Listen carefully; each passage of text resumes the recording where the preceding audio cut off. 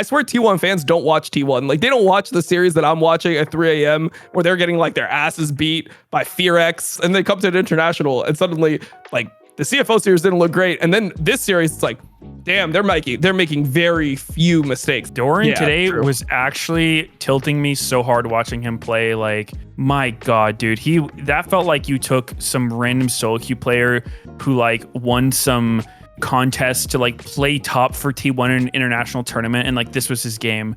Hey guys, welcome back to the Cloud9 Kia Forecast, episode 24. We just finished the beginning of the bracket stage, and we had a lot of banger games. And Dom's rejoining us. How's it going, Dom? It's going good. It's going especially well because we're filming this right after both EU teams got clapped out of the bracket stage as fast as humanly possible. It wouldn't have been, they couldn't have lost any fast. I mean, I guess they could have only won, they could have won 0 games instead of winning 3 games out of the 15 they played, but pretty much as fast as they could have lost. In terms of matches, they couldn't have lost any faster. So quick 0-4 and they're out of there. Yeah, dude, it's actually such a relief as an NA fan as soon as Europe's out, because we know we're probably not beating the Asian teams. Like, we can hope, but realistically, in the back of our mind, no one's expecting it. But Europe, that is doable. That is possible. And if we don't beat them, then we never hear the end of it. So, it is a great day. Yep. Absolutely amazing day for that. You do anything fun for 4th of July? No, not really. I just streamed the whole day. Like, we the double best of 5s on that day. So yeah, streamed. I like rewatched the scrims that I missed because I was streaming during them, and that was it, man. Like, I had a pretty quiet 4th of July. I went on my balcony and they were shooting fireworks off in the distance, but it was actually pretty visible from my house, and I just sat there and I watched fireworks for a little bit, so it was kind of chill. Oh yeah, same here. Just pretty chill 4th. Also watched the games, and then just played a bunch of solo queue, hung out with my dog, make sure she didn't freak out from all the fireworks. Yeah. Does your dog normally freak out with the fireworks? Not usually, but every once in a while, she'll like look around for the really loud ones and get kind of worried, but she's usually pretty chill. Nice. My dog back home. Oh shit, I was going to give you a little Yeah, dog. Go ahead. So my dog back home was so scared of fireworks that we had to get a like thunder jacket for her. So like there was like a weighted jacket that we would put on her whenever there was loud noises, and that's like what allowed her to be calm. Yeah, like without that, she was like freaking out. Like, she would go all the way under the bed, like go to the most darkest, most confined place in the entire house, and just try. And she would just be like shivering, like she just couldn't handle it. So we asked some people what to do, so we got a thunder jacket, and then every time that it was like 4th of July or New Year's, we just put the little thunder jacket on her, and then she was good. Really? So she'd still hear it, but just like felt secure in her jacket? She was like significantly better. She wasn't completely fine. Like, she would still shake, like, and sometimes she would just be like a little bit nervous. Like, you could tell that she like wasn't, she would pant. Like, you could tell that she was stressed, but at least it wasn't what it was where, she would never growl, but like if it was thundering and we tried to get her out of a confined spot, she would like growl. Like, she was like, please leave me alone here. Yeah. So, I've definitely seen that from dogs. Yeah. Thunder jacket. I'll have to try next time if I have a dog who's freaking out. Before we jump into the MSI games, though, as a reminder to everyone, we do have Portuguese, Brazilian subtitles available. And with that, let's just get into the games. First game we had was Gen.G versus G2, which, as we mentioned before, did not go Europe's way. It did seem like G2 was playing a bit better than they did in play-ins. They did win the first one against Gen.G, but it was a bit short-lived. It seems like without Maokai, they didn't look nearly as good. Agreed. What do you think about it? Yeah, I think Maokai is a dangerous pick for them. It's something that they played a lot in the earlier series, and I was really surprised that FlyQuest ended up leaving it up later on in the tournament. But I think Maokai is just it's a champion that just cheats a lot of the game. Like, it's an easier champion to play with than pretty much any other jungler, because not only do you have the ability to, just clear and provide CC and play the way a normal jungler would, but the non-committal engage, I feel like, is so big for a jungler. It's so much harder for a Vi to gauge when she should go in because she's compromising her life, or like a Xin Zhao deciding what time to go in when you don't have hard CC like that. It's much different to play those champions, but I feel like a Maokai just gives you the easiest way to set up objectives. Also, if you lose vision control on an area, being able to sapling a bunch of brushes, I feels like it just cheats a lot of the game. So if you're not as good as your opponents, I feel like Maokai is a great way to give yourself a chance to fight against them. Yeah, completely agree. I think you're totally right with that one. I think even just like you said, the vision stuff, because you can't really flank against Maokai. You try to flank, and all of a sudden, every bush you go into there's a sapling that's going to take, like a decent amount of health away from you if you don't have any shields or whatnot. So yeah, it definitely streamlines the game a bit, on top of having insanely, basically guaranteed engage, very long range, non-committal. So yep, that one went G2's way, but Gen.G being Gen.G did make quick work of them. We got the Canyon montage jump into the Herald to cancel his Q play, which was pretty sick. I don't think it was intentional, but it better not be intentional. It better not be intentional. He better not be like, yeah, I'm gonna have to make you burn your MF ult to kill this guy that's at like a tenth of a fucking HP bar for me to just hop in a Herald and start going for somebody else. Like, even though he could have done the same exact play after landing the Q. Yeah, but it was cool. I hadn't seen that before. I don't know. I would imagine not many people know about that interaction, so it was kind of cool to see. Yep. Yeah, I thought it was a good play overall. Like, just the way he like drove it. People were like saying that his driving wasn't good. I felt like that was perfect driving. Like, he couldn't have drove any better there. Like, just getting the kill on the AD as well. Yep, pretty fucking clean. Yeah, definitely. I mean, Canyon, to me, he's always just been like the best jungler. Just very, very consistent and consistently good. Everyone has off games sometimes, but it's rare to have a game where it's like, wow, Canyon just solo lost that for his team. So it was cool to see. Obviously, Gen.G, like, they looked pretty good. It wasn't, white as steamrolly as maybe some people might expect from the tournament favorite, but I think they kind of have like a quieter play style than someone like T1 does. So somewhat expected. Yep. I agree with their like quieter play style. I mean, I feel like the way that they play the game is just so restrictive. Like, when you're playing against Gen.G, you're just getting suffocated. I don't even think that they played like close to as well as they did, for example, versus AL. I thought that some of the games versus AL, you got to see really like the power of Gen.G, like especially that game 2 where they're just strangling out vision everywhere. They're just making it so AL can't make a play anywhere on the map. I think there's no team that does that as well as Gen.G in the entire world. And just like the way that they adapt throughout series, I think is super good.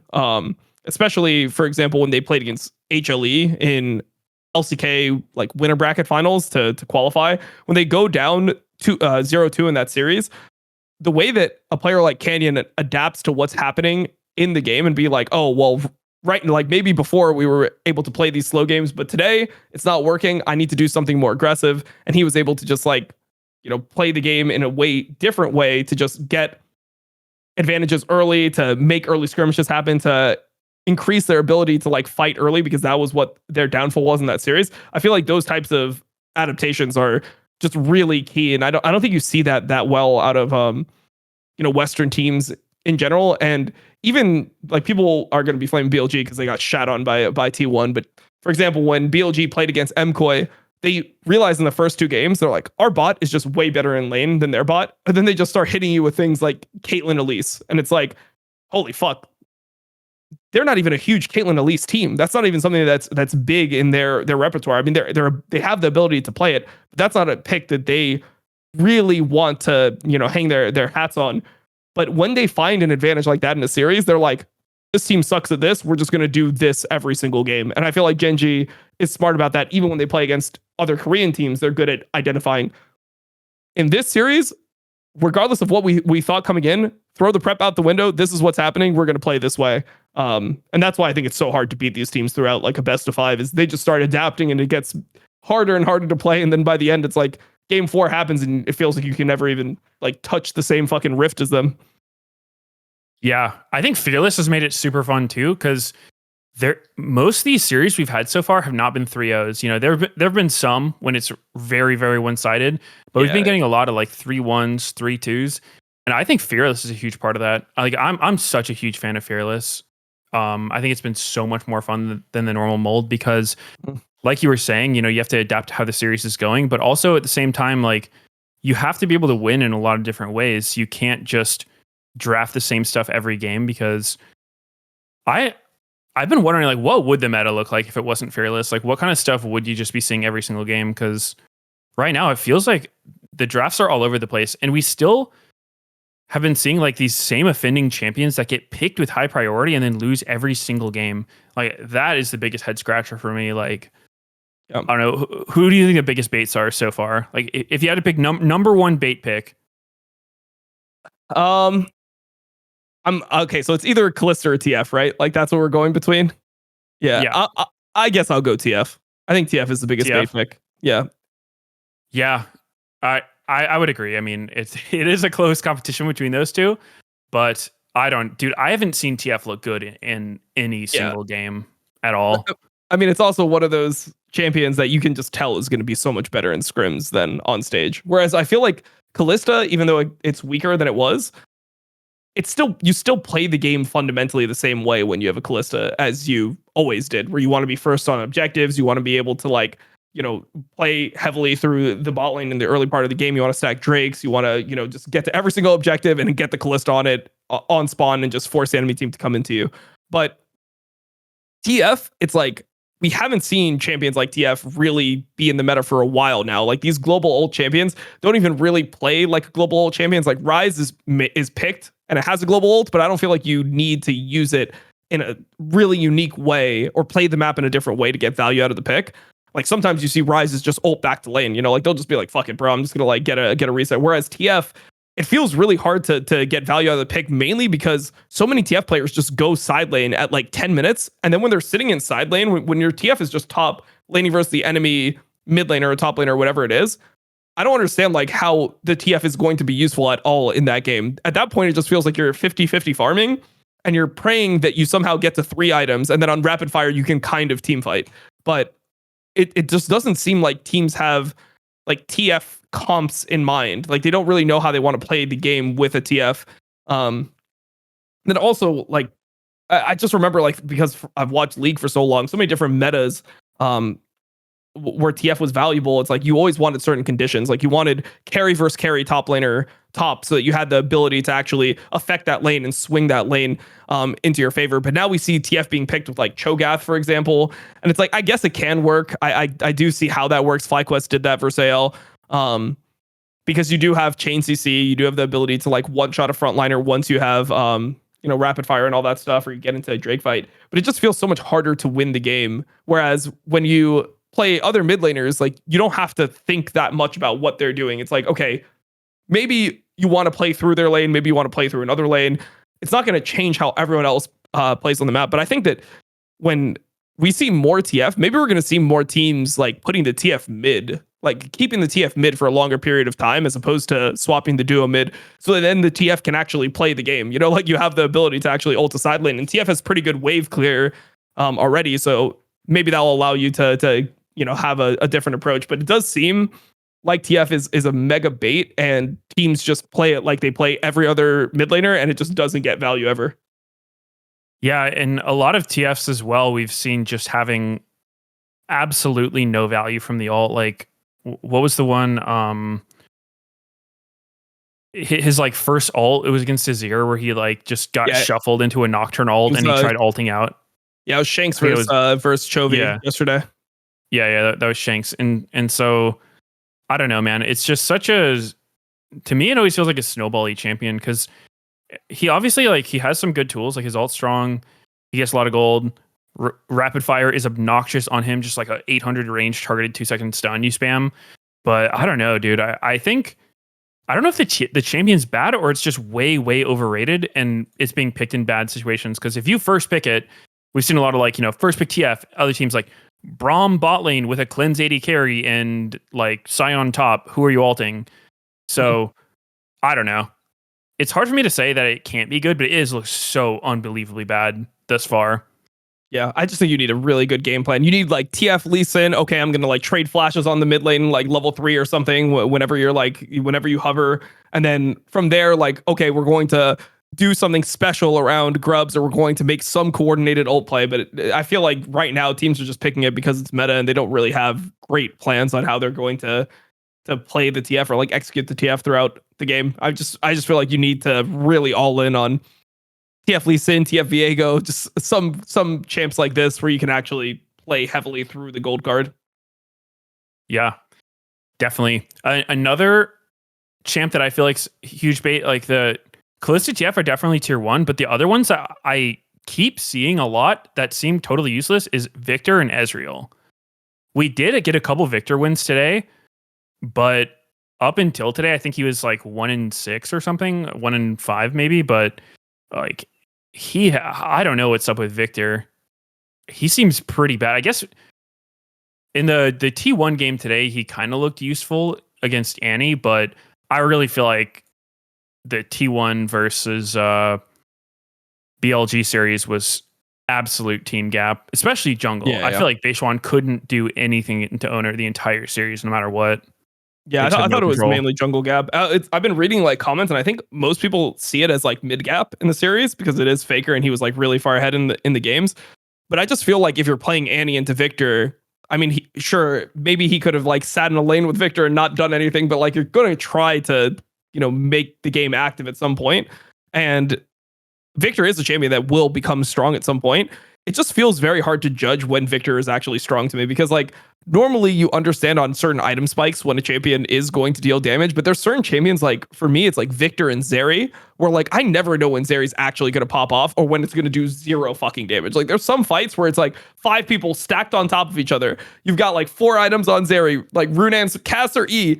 I'm like, she is going to one-shot the whole enemy team. And then you see her hitting and it's like, fuck, this champion does 0 damage. Like it just actually does 0 damage. And then Victor's the same way where sometimes I feel like in the game where Faker played it, you go on the Victor and even if he dies, he drops his full combo on the front line and it's like your whole team dies because you tried to kill Victor.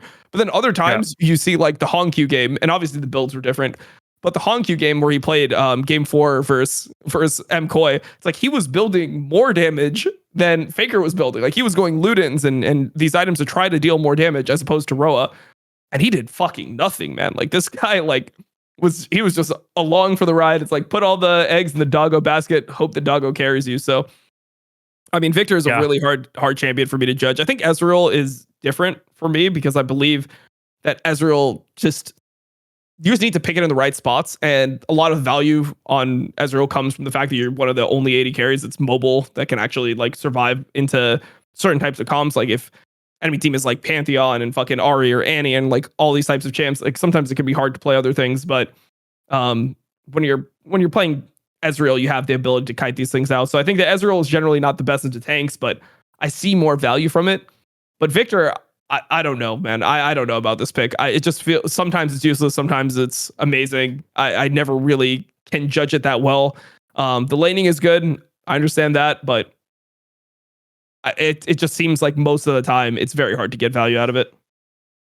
Yeah, I mean, totally agree with that. On the flip side, what do you think is the most underrated champ so far? Like, has anything surprised you with how well it's done?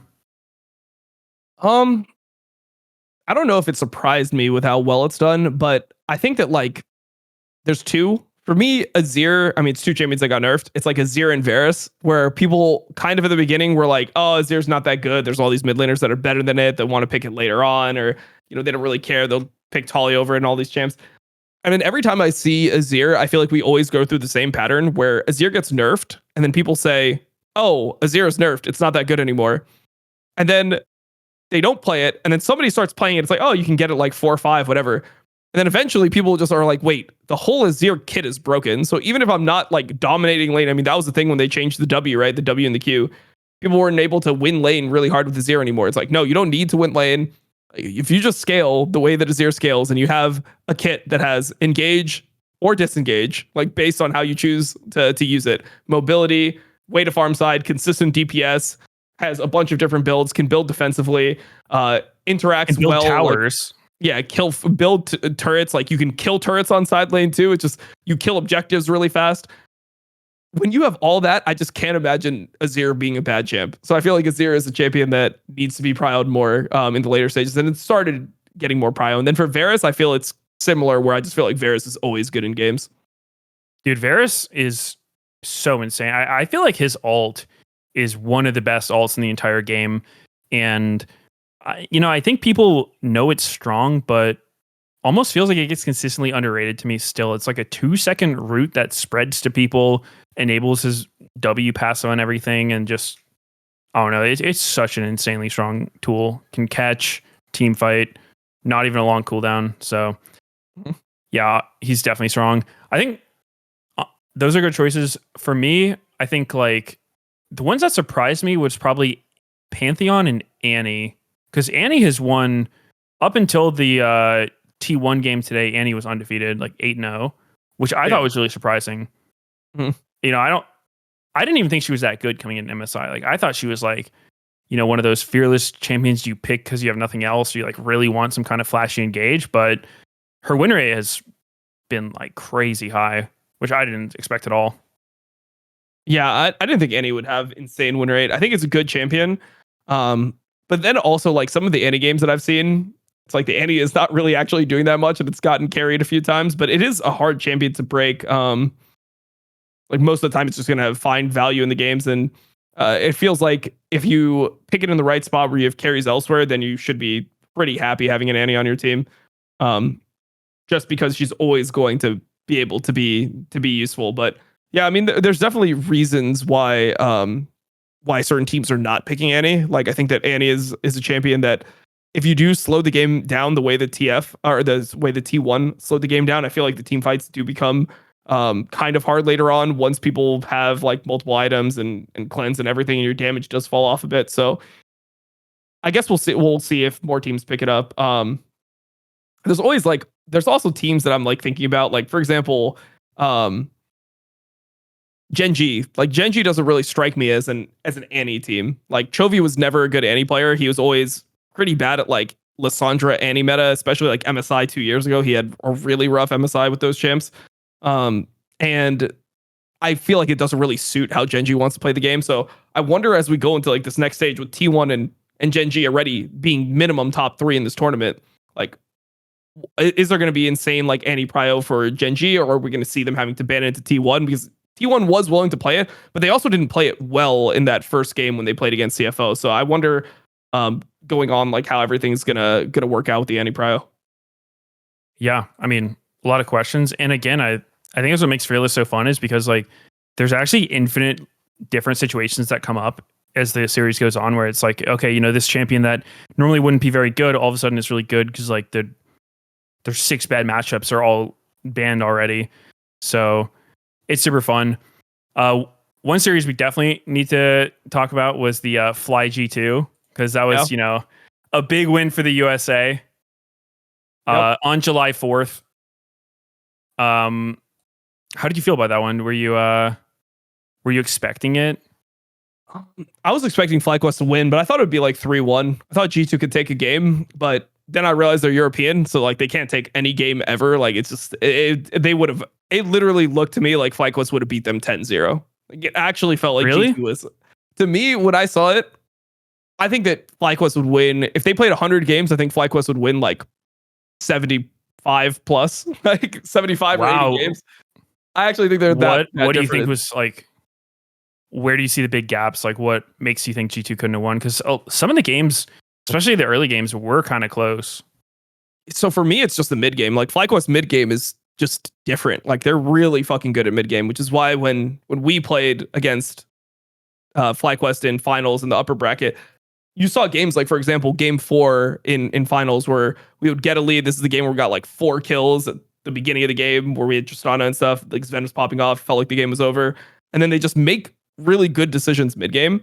And if you're not able to track those, you just lose against this team. And that was one of the things that we had to get better at when we started screaming them. Is there was periods where we just couldn't. There was a couple of days where we played against FlyQuest where we couldn't win a game. We would be up like 5-6K, and then they would just do things mid game that we just wouldn't be prepared for, and they would just claw it back. Suddenly it's a 3K lead, and they're scaling, and they're like outscaling with their comp or something, and then they win a Drake fight and they win the entire game. And it feels like G2 just couldn't figure out what FlyQuest was doing in these games. Like they just didn't know what side of the map they were playing on. There was times where I would look at waves where Caps would be in a really good spot, and he thinks he's fine 1v1, or the team thinks he's fine 1v1, they're pathing everyone to Bwibble's lane. Bwibble's already killed the wave, so they don't even have a wave to play on. And then Caps is sitting at his tier 2 and just watching Inspired rail his tier 1, take the next wave, like keep on pushing. Caps is just sitting, and then Skewmon is all the way bot lane, and then he has all of his camps up bot, and he walks to top lane just to like make sure that Caps can catch the wave of the tier 2, and then runs back to his bot camp. So Inspired is just like efficiently walking to a lane, hitting a turret, taking a wave, taking crab, pathing back into his bot side. And on the other side, Skewmon is just walking from top to bot lane, trying to figure out where he needs to be so that his lanes could even farm. So when you play against a team that has a really good mid game like that, if they actually played 100 games, I assume the G2 would get better and they would be able to like equalize at some point or figure out what FlyQuest was doing. But if they played a series, like if they weren't able to play them consecutively, let's say they played like a 5-game series, and then they just like, Men in Black, like, erase their memory, go into the next one, then I think FlyQuest would just like stomp them so many games in a row because they just are on a different level when it comes to that stuff than other Western teams. Interesting. Yeah, I remember when I was talking to some of the C9 guys, they had a similar thing where they were like, yeah, it's just FlyQuest mid game. Like, I think they said between like 10 minutes and 18 minutes was like, they're just so hard to play against because I can't remember exactly who said it, but they credited Inspired and Busio as like being very hard to read as far as like where they actually are. It'll feel like they're going to be one place and then they're somewhere else. Yeah. So I mean, it's like that. It's their lane assignments are really fucking good. Like even in this game 3, that's the Yorick game that Bwipo played. They know that like the Yorick is not trying to lane into the Cho'Gath because Cho'Gath can just feast the Maiden. And there's so many times where in this game they're actually just they're like swapping on certain timers where suddenly they're just in lanes, they're locked in their lanes, no one has TP, they can't fix their lanes, and the Yorick is just laning versus the Akali. So the Yorick is enjoying. On the other side of things, like I think it was Orianna in that game, whatever champion Quad was playing, I think he was playing Orianna. He's playing versus the Cho'Gath. I mean, he did die once, but just they're really smart about swapping their lanes. They're really smart about like understanding tempo. Even when they're losing, I feel like when a lot of teams are losing, it's like they almost never have tempo. Like they never have a timer where they can do anything. They're just always behind. But FlyQuest, even when they're losing, understands how to like generate a timer by basing early. Like somebody will just base early on a wave, or if one guy is first on the wave, he'll do something. Or sometimes they'll just ditch a wave. Like they're really good at understanding a lot of these ideas, and they're a good team to learn from because of that, because they have this knowledge on these situations. So it just felt like G2 couldn't compete with that. Yeah, dude, I thought FlyQuest had a very good way of drafting as well in this series, because there was actually an interview where Inspired said that he thought Skewmon was like pretty good and he was hard to get advantages on. But if I didn't see that interview, I would not have thought that was the case, because it felt like Inspired was actually just gapping him so hard. And part of it was the champions. The first game, it was like Pantheon into Maokai, where Pantheon's a lot stronger early. The next one was Wukong into Vi, which is like known as a pretty good response because you can like, W her Q and whatnot. And he was just doing a lot of really annoying early invades on him. And then, so coming into game 3, a lot of the strong junglers were out, and I was wondering like, okay, I thought for Skewmon, he was really going to want Trundle, because out of all the junglers that were up, Trundle's kind of like the next best like early game dueling guy. Like the guy who's just going to be able to walk in your jungle and bully you if he wants to. And so FlyQuest took the Trundle, and then they also took Yorick and kind of baited G2 into this Cho'Gath counter pick. Yeah, where that was smart. Like, I think Cho'Gath is actually extremely strong right now. I think tank tops in general are just really, really strong, but Trundle's actually insane into them. And then they also had like the Kaisa. So even though Broken Blade had a pretty good game, he was able to like get pretty ahead. It just didn't matter. There was actually nothing you can do as a Cho'Gath when you're up against Trundle. So I thought that was super smart by them. Yeah, no, I thought it was really good as well. And then it's also just like with how G2 had been like playing and how they'd been drafting, you don't really expect them to use a different counter into like a non-tank top into Yorick. Like there are things you can play into Yorick, but the other things are like some people are willing to play Jax. And it's not even a counter, it's just something that you can kind of exist in the lane. Then if you ever kill the Yorick on side with like one person, then maybe you could play from there. or you play things like Vladimir, but it didn't feel like G2, the series was going in a way where they trusted BB to like take one of those carries and carry the entire game. So I think that it's just smart in that regard because they just don't have a good response to answer this first three. And then also the Nico Heist lane is a lane that G2 or that FlyQuest really likes to get. So G2 giving that to them, I thought was kind of crazy, like 4 or 5. In earlier games, there's a lot of different stuff you have to ban, but I feel like in this game 3, they were showing their hand. And yeah, I mean, the Trundle game ended up being pretty nice. Even though you're playing against a lot of dashes, you have Nautilus, who you're pretty good against. Like Trundle is always just really annoying for Nautilus. And then you have Cho'Gath as well. So you have 2 targets you can hold, 2 people that get really like tucked by your pillar. And then like the way that they played their lanes, they were able to avoid the weakness of Yorick into Cho'Gath. So yeah, they're just really good at playing out mid game. I don't know, man. It just is what it is. Yeah.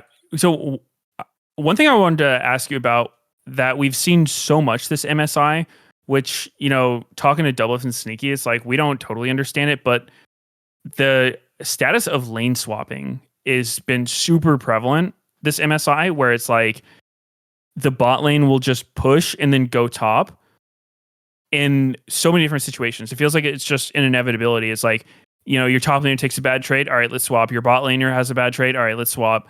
So what do you think about that? You know, like, why are people doing it so much? Because sometimes it doesn't even necessarily make sense. You know, we've seen teams swap when they're winning bot lane and dragon spawning, but they'll just go top anyway. And we don't almost ever see teams just accept this swap. Be like, okay, we're just going to lane versus their bottom. Like, we're going to lane versus their top laner, and we're just going to like split the map, control this side. It's pretty much always one team initiates the swap and the other team will match it immediately. Like, I don't fully understand it when I'm watching. Yeah, so I mean, there's some times where I don't understand it either. There's some times where I'm like I'll even ask someone like the CM play. I'm like, was the swap actually good? Because I do think that there's like times where like you do swap. Like for example, if you're playing things like the Ambessa Renekton lane, like that's a lane where eventually Ambessa is going to have to take a bad reset. And if you play out a lane like that, a lot of times what can happen is that the Ambessa is forced to TP and the Renekton's not forced to TP, and then they just get TP advantage. So one of the ways to kind of like even it up is you allow Ambessa to just essentially reset, and you get both of them to TP bot, and then you're kind of in even lanes again. So you get the reset off without like losing a TP. But there's certain ones where I'm like, there was the one that BLG did, I remember with Caitlyn Elise, and they 2v2 dove MKOI and just killed them at level 1, or they were level 2 and the enemy team was level 1. And I was thinking like, oh, you're playing Caitlyn Elise. These guys lost flashes, and now the wave is coming back into you. You can just zone that. You can just like play really aggressive on this wave, or you can get them under a turret and dry hump the turret. But a lot of times they're swapping for like these different reasons. Like in that game, the reason why they swapped was because they wanted to give Elise a timer. Like Elise is not the best champion at just sitting like under your turret and dry humping you the way that Lux, for example, is, or you know, Karma is, where you just bombard them under turret and chunk them over and over. Elise is a champion that gets a lot of value out of having like roam timers. So sometimes they'll swap in order to get like their support a roam timer so that they can affect another lane, or to like help their top lane. So there's always reasoning as to why teams are swapping. I just think a lot of times, like, I think that there is the ability to just call out the swap and be like, hey, we have a better top laner in a 1v2 situation, and we're on the bot lane first, or we're on the bot wave first. So we can just accept the swap and be okay with it. So I'm not sure why everyone is swapping all the time, but I do think that there's a lot of reasons why you can swap. It's just there's some games where it just doesn't make sense to me. Yeah, it's just been so much more popular lately than it has been, you know, the last like couple years. And obviously there was the period of lane swap, like full on lane swaps from level 1, which was super cringe. But I think in general, like from a viewer perspective, it's way more fun to like see people actually do the lane matchups rather than just, you know, like this third game of BLG versus T1. I don't know what Elk was doing today. It seemed borderline reportable. Yeah, that swap seemed like horrible for them because he like didn't even do it at a time where he was pushing the bot lane out with Ambessa. He just like walked top and he was just like in the Ambessa's lane, not farming. He was like, what the fuck just happened? Yeah, dude, he did it on the first cannon wave was crashing into his turret. gave Gragas solo XP, ran top as a level 2 Xayah, and then somehow ended up getting zoned off of the entire wave as it crashed. So it was just like, what is happening right now? Like, this looks like if you put like a platinum player in a pro game, this is what's going to happen to them. But it was just wild. Yeah, I thought it was really bad. Yeah. The other team that really surprised me, I think it's actually probably been my favorite team to watch so far, has been CFO. Mm-hmm. They were a team that was at first stand, and I think they did surprisingly well at first stand. Like, they impressed people. But coming into MSI, I still didn't think they would be quite as good as they've been. And they have just, they took T1 to 5 games. And in a way, to me, it didn't feel like T1 was playing that well against them. They were doing some like really strange drafts, like blind pick Thresh and some kind of suspicious things. But today they played against Koi and they won 3-1. And it just feels like their team is so in sync and they're just extremely aggressive. And Honkyu as well, their mid laner, is just looking like, the next rising star, like actually, giving Faker trouble and whatnot. Yeah, I mean, he shit on JoJo and he shit on Faker. Like, it is what it is. That game 5, like he did not play well in the game 5 Tristana, but throughout the series, I thought that he was playing really well. So, Honkyu is insane. I just think that their team is so like disciplined in a way, and I think Gen.G is really solid. I don't even think he played that well today versus MKOI, but he's so solid in how they approach the game. Like that game 1 that they played against MKOI, this is the game where they're playing into Trundle, Yone, and they had Xinjiao, Azir, and Sion. It's not that easy to play out this game. Like, it's not that easy to not die anywhere. Trundle can beat Xin 1v1. You have a mid lane where both of them are just farming, and Yone definitely has timers where, like, once he gets Boric, he can start winning on side. They had Rumble versus Sion, which, Rumble is a lot stronger in early fights than Sion as well. And they just, like, played it out super disciplined, took dragons on correct timers. They played well around waves, and they just punished MKOI for doing, making mistakes. So MKOI had this fight where Yone was 2 waves away or 3 waves away from Bork. They didn't let him get the Bork. Like, they just fought. MKOI just fought, and they just counter ganked it, took that lead, and then didn't really make a mistake for the rest. Didn't make a major mistake for the rest of the game. So I thought it was really impressive to see them play that solidly, because those champions can die super easy. Like, playing Xin in that game, I'm sure you know it as a jungler. If you're playing Xin into like Trundle, Rumble, Yone, like, it's very easy for you to just like be in the wrong spot one time, just die, and just be behind from that point. So yeah, it's hard to be able to play it out like that. I think that game as well, it was a pretty big statement game from Honkyu about kind of what you were saying with Azir. Like, people say, oh, Azir's nerfed, he's not good anymore, don't worry about him. But Honkyu, he was insane against JoJo. Like, he was just outplaying him so many times. There was that one solo kill he got top lane where, to me, it didn't even seem like Yone was overextended. He was just kind of like using his E, clearing the way in front of his turret, gets pushed into the turret, and then he follows him on the snapback and just died. Like, it was extremely impressive Azir game from Honkyu. Yeah, it was really good Azir game. I mean, just the way that he played, like, even lane phase, like, he had that time where he TP'd back, he froze the lane, he got chunked to like half HP before JoJo TP'd. And the next time the camera panned over, he's actually like 300 HP and Yone's 300 HP, and he's just winning the lane from that state. Like, he was able to actually pressure him. So yeah, it was a really impressive Azir game. And then also CFO just does a lot of super impressive stuff throughout the game. Like, the thing that impressed me the most that entire game, now that I think about it, is, do you remember when they lost that fight near Baron? They lost the fight near Baron at like I thought like maybe it was like 30 minutes or something like that. And this was right before 3rd Drake spawned for both teams. So it was the 5th Drake of the game. MKOI wins that fight. And then MKOI is like, okay, we can't really do Baron here because enemy team has Azir and Ezreal, and we have no ability to turn because all of our ults are down. We're going to go take Drake. And then CFO realized, they're like, okay, enemy team is super ult reliant, and they have no ults right now.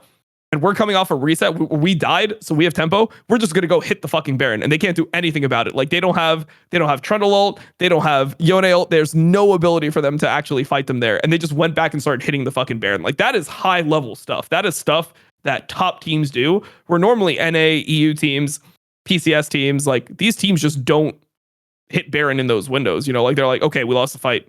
All right, next fight, like who has flashes, whatever. They got Drake. Let's set up control of Baron, and they're just waiting for another timer. But being able to understand in that game the difference in ult reliability and then going and hitting the Baron, that shit was high level. Yeah, absolutely. For their upcoming match, they've got AL, and whichever team loses this is getting eliminated. How do you see their chances in that one? I mean, I think they'll definitely be underdogs, but it's not impossible for them to win. Like, I think that AL is, from what I'm seeing, I think AL is like second best team at the tournament, most likely, maybe third. I mean, we'll see how everything goes. I mean, they're in the losers bracket now, so they would have to battle back all the way. Maybe both Korean teams are actually just the best too, but I think AL is significantly better than BLG. Like in LPL, AL dispatched of BLG twice. They beat them pretty handily. I think both series were 3-1s. And they just looked like they were a level up on them. And when they were playing versus Gen.G, I mean, the games were like pretty back and forth. Game 5 was not that good, but I thought Game 3 was really close. Don't think their draft was the best, and they won games 1 and 4. So I think that AL is normally solid enough where they're not like BLG, where I feel like BLG can randomly lose to anyone or just have a horrible day. I think AL has pretty consistent level of performance, so it shouldn't be easy for CFO, but they've played well enough where I think that they have chances. Like they can win. Yeah, I mean, I think they're definitely like the dark horse of the tournament for me, where I don't think anyone came in expecting them to win, but I could actually see them winning. Not likely, but I wouldn't. It wouldn't be surprising if they did. Bro, I'd be so surprised if they won. I would like throw a fucking party if they somehow won, bro. I would be. I mean, it'd be sick. Hyped. They would have to beat both LPL teams most likely, or they would have to beat one LPL team, FlyQuest, and then 2 Korean teams in a row. That would be the most like insane tournament run of all time. It would, but I don't know, man. Maybe it's possible. I hope so. When they're on, they're on, and they're just so fun to watch. They're so aggressive. The next upcoming match we have is going to be FlyQuest against BLG, and I don't know if BLG plays the way they did today. I could totally see FlyQuest taking that one. BLG does not look good. I feel like they have some issues in the jungle, and when you go up against a team like FlyQuest, like you said, that has such good mid game, and I feel like Inspired is so consistently good at just knowing what to do and being in the right place at the right time, and being like very good at farming and pressuring simultaneously. I don't know. I think it's actually going to be really hard for BLG. Yep. I mean, I think that FlyQuest is good in the right way. FlyQuest is good in the right way versus BLG, where if you try to fight this team like head up, like straight up, the way that BLG and Koi played, if you try to play that type of series, I think it's really hard for you to beat a team like BLG, because they are just generally going to be happy at fighting a lot and playing those games out. And even though they had a horrible game against T1, it's like, you're not T1. Like, you're not going to probably play those situations as well individually. But I think the fact that FlyQuest is better than BLG mid game, and they're good at making decisions when they know what the enemy is doing. And I think that BLG plays the game in like a very straightforward way. Like a lot of times right now, you just know what BLG is going to be doing on the map, and what they're doing, they do pretty well. I mean, today they didn't do it well, but generally they do what they're doing pretty well, and you can respond to it however you want. And a lot of teams just make the wrong decision when they play against BLG, or they try to overly fight and then they lose. But I think that FlyQuest actually has the ability to realize when BLG is, overloading on a timer where they don't have, and punishing them and catching back up into games. And I think that's going to be essential for FlyQuest. So I think if FlyQuest doesn't get baited into fighting too much, they can win, because they did kind of get baited into fighting too much when they played against AL. It felt like AL was just taking fights on really good terms, and I didn't feel like FlyQuest was really taking the fights they really wanted to take. I think versus BLG, they can be more disciplined. I think they can win. I think that it's BLG favored, but not by much. Yeah, I would say the area that I'm kind of concerned with for FlyQuest would be mid lane, because I think that today a lot of people were saying that Faker was like, gapping Knight, but I didn't really see it that way. I think Faker did play really well, especially the Orianna game. He was just like, watching the broadcast, it was like every single time they came out of a replay, a faker getting jumped, it would be him getting jumped again. And then he just kept surviving it every single time, which is hard to do as Orianna. You know, he was just like ulting and phase rushing very, very well.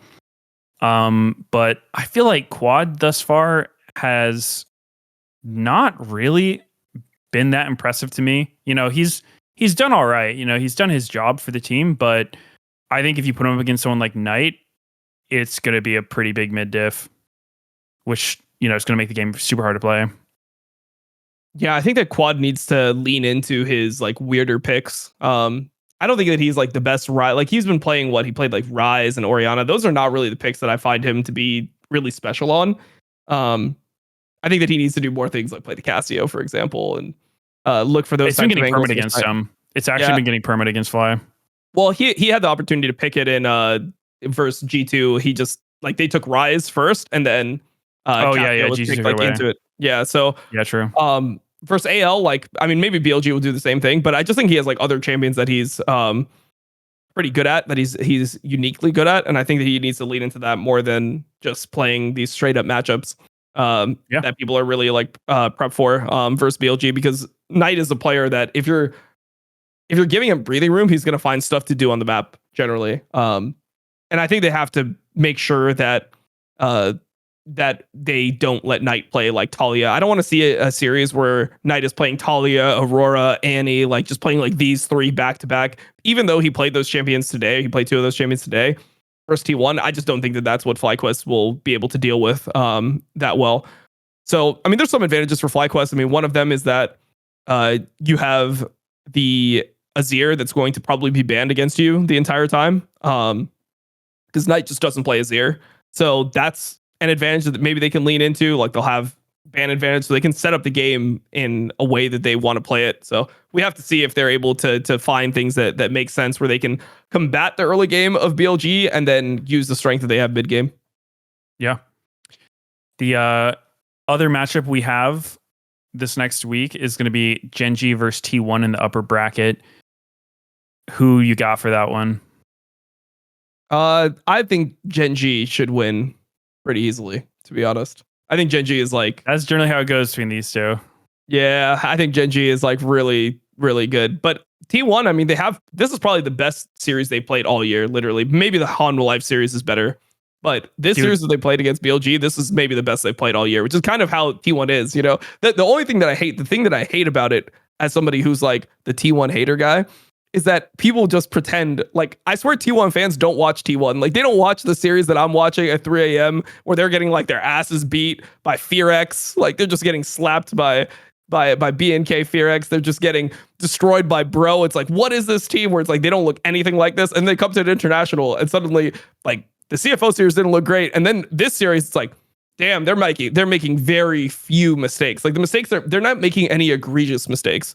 I would say, which is something that T1 was making a ton of. Like, if you watch Doran, except Doran, dude, Doran today was actually tilting me so hard watching him play. Like, it was the most bizarre stuff ever, man. Like, especially his first two games, he kind of started turning it around in team fights on Ornn, but like, my God, dude, that felt like you took some random solo queue player who like won some contest to like play top for T1 in an international tournament, and like this was his game, because holy shit, they won in spite of Doran's best efforts, especially that first game. Like, that was so insane. He did not look like a world-class player at all. Yeah, I mean, they won some of those games straight up 4v5. Like the first, I don't really rate his Yorick anyway. Like, his Yorick was just whatever.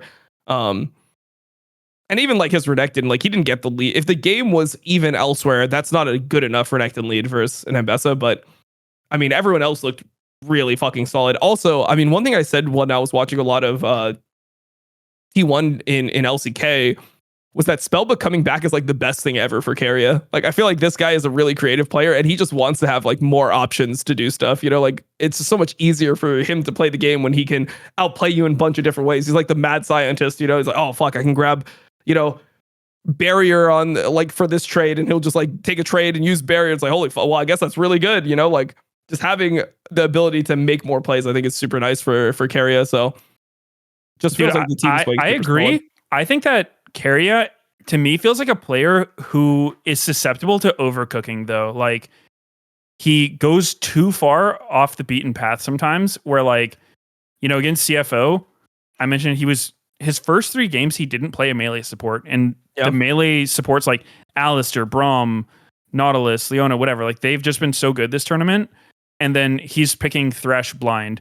Whereas today against BLG, it felt like he wasn't messing around. He was just like picking Alistair, picking Braum, and looking so insane. And T1 had just such easier games. So I don't know if he does it intentionally, being like, yeah, you know, I'm going to try something kind of weird this game, or if he just like, you know, sometimes people just overcook their ideas and like they start convincing themselves that like, you know, this like really fringe strategy is actually better than the normal stuff, and it gets all over the place. I just think that he's normally much better on those types of champions. That's like the way I see it is like he's much better at playing things like Poppy or playing things like Rakan, where you have more options than playing like the straightforward Braum, Alistar type stuff. And I think you saw it a little bit like when he played Braum, he got chunked really hard right before the Otacon. Like T1 ended up winning that fight, but you don't want to start a fight where your Braum is like 25% health from, you know, checking in a place that you shouldn't check. So I think that he's at his best when he's able to just play, like he's able to cook. But he is susceptible to overcooking. Sometimes you just can't cook. Like it's just like you have to just accept the Alistar that's in your face. So it is what it is. Yeah, absolutely. That's, you know, we got a lot of good games to look forward to. Who do you think is going to take it all? You think you still got Gen.G winning the whole thing? Yeah, I had them coming in as the favorites. Nothing has really changed that in my mind. I don't think they've been looking as insane, but they looked so much better versus AL than they looked versus G2. And domestically all year, they've kind of just had T1's number. They've just beaten them all year. And I feel like they are just a more solid team. Especially, I think the player to look at is Keen, because Keen had a really good series versus AL. I think he might shit all over Doran. Like, it just is what it is. Yeah. You know, like, it might just happen. Yeah, I know. T1 would need some unreal plot armor to beat Gen.G. But at this point, I don't even put it past them. Like, they just defy all logic when it comes to international events. So who knows? Facts. Next, we have a look ahead with Cloud9 Kia. I heard you're flying out to Vancouver pretty soon to go be there in person. Yep. Nice. Yeah, I'm going to stream from the venue. I'm going to get to watch T1 potentially win an international in front of my eyes. It's going to be horrible, but, you know, I'll be there. You know, I'll be watching it. I'll be like, you know what? Energy in here is kind of electric. I can see why so many people like this team. Yeah, and I'll also be going to Vancouver. I think a little bit later than you. I'm going next Wednesday. And I'm not sure if I'll be co-streaming there, but doing some like fan engagement stuff with Secret Lab. So that'll be cool. I'll get to meet a lot of people who come show up for the event. So I'm looking forward to that. Cool. And I think that's going to do it for this episode. Next week will be the last week that Dom's here since MSI is coming to an end. So if you have anything you want us to talk about, please leave it in the comments below. And thank you guys so much for watching. And see you next time.